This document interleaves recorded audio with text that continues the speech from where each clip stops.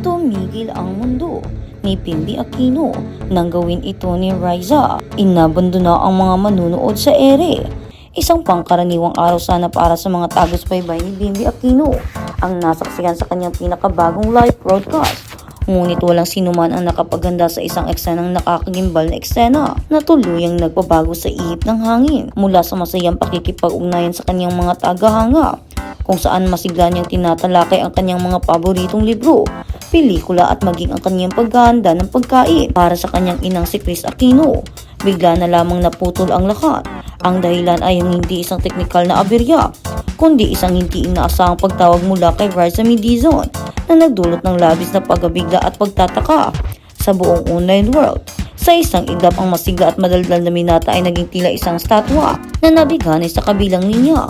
Ang pinaka nakakagulat na bahagi para sa mga manonood nang walang pag-anilang pinatay ni Bimby ang kanyang audio upang siguraduhin walang makakarinig sa kanilang pinag-uusapan ng dalaga. Ang simpleng aksyon na ito ng pag-mute sa kanyang mikropono ay naguudyat ng napakaraming espekulasyon sa mga nakasaksi sa isang industriya kung saan ang bawat galaw ay binabantayan at pinag-uusapan.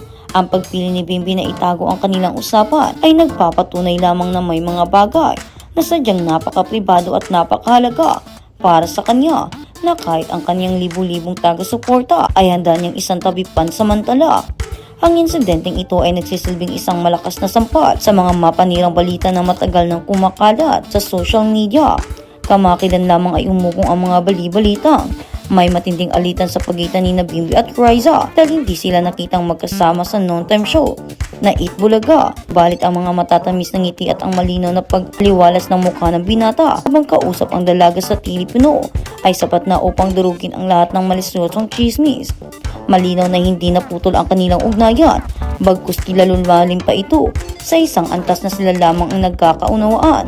Sa huli, ang naiwan na lamang sa live broadcast ay ang isang komunidad ng mga tagahanga na tulalang nakatingin sa isang binatang tuluyan ng nakalimutan ang kanyang paligid at ang kanyang mga ginagawa. Ang pag-abandona ni Bimby sa kanyang live video dahil lamang sa isang tawag ni Riza May ay isang linaw na manifestasyon kung sino talaga ang nagpapatibok at nagpapatigil ng kanyang mundo sa kasalukuyan.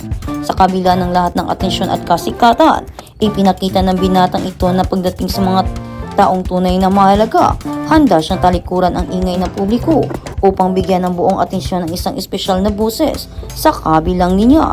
Kaya naman, abangan natin ang magiging susunod na kabanata tungkol sa mga isyong ito. Dito lang, abangan!